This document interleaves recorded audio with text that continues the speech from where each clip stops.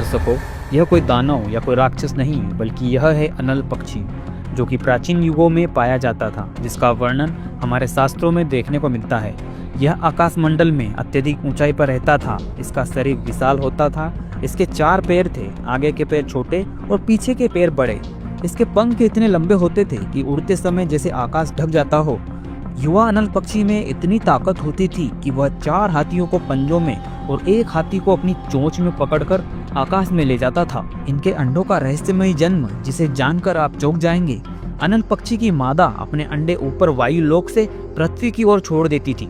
अंडा नीचे उतरते हुए हवा के घर्षण से गर्म हो जाता था, यानी उसके अंदर का बच्चा जन्म के लिए तैयार हो जाता था। अंडे घने केलों के वनों में गिरते। केले के पेड़ आपस में फंसे होने के कारण अंडा टूटता नहीं था, बल्कि धीरे धीरे नीचे सरककर अंत में पृथ्वी पर पहुंचकर फूट जाता था। अनल पक्षी का अंडा बहुत बड़ा और कठोर होता था। उसके भीतर बच्चे और कवच के बीच गद्देदार परत होती थी, जो बच्चे को गिरते समय किसी भी चोट से बचाती थी। लेकिन उस बच्चे की समस्या यह थी कि वह बच्चा पृथ्वी पर तो जन्म लेता था, लेकिन उसकी अंतरात्मा उसे बताती रहती, यह मेरा घर नहीं है, मेरा परिवार ऊपर है, मेरा असली लोक ऊपर है। वह अन्य पक्षियों के साथ उड़ना सीखता था, पर उसका मन हमेशा आसमान में अपने वास्तविक लोक में लगा रहता था। जब वह बड़ा होता तो हाथियों के समूह पर झपट्टे से हमला करता। 4 को पंजों में और 1 को चोंच में पकड़कर आकाश की ओर उड़ जाता था, अपने परिवार, अपने असली घर की ओर। यही उसका जीवन चक्र था। इस कथा का आध्यात्मिक रहस्य कबीर परमेश्वर जी ने इस उदाहरण से एक अत्यंत महत्वपूर्ण संदेश दिया है। आप भी अनल पक्षी के बच्चे की तरह हैं।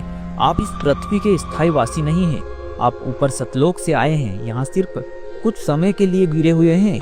जैसे अनल पक्षी का अंडा पृथ्वी पर गिरता है, जिस प्रकार अनल पक्षी का बच्चा पृथ्वी पर रहते हुए भी अपने वास्तविक घर को कभी नहीं भूलता, उसी प्रकार तत्व ज्ञान प्राप्त भक्त का मन भी हमेशा कहता है, मेरा घर सतलोक है, मेरा परिवार परमात्मा है, मुझे लौटकर वहीं जाना है। दुनिया में रहते हुए भी लगाव नहीं।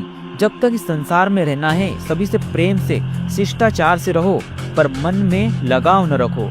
उसी अनल पक्षी के बच्चे की तरह, जिसका मन हमेशा अपने वास्तविक लोक में लगा रहता था। जब सतलोक का बुलावा आएगा, आप हाथियों की तरह वस्तुएं नहीं, बल्कि नाम सिमरन की कमाई, पुण्य कर्म और सत्कर्म लेकर जाओगे। दर्शकों, अनल पक्षी की कहानी कोई कल्पना नहीं, बल्कि आत्मा के वास्तविक स्वरूप का संकेत है। हम तब इस पृथ्वी पर अस्थायी यात्री हैं। हमारा सच्चा घर सतलोक है। ज्ञानवान आत्मा इसी भावना में रहती है, मुझे अपने परम पिता के पास लौटना है।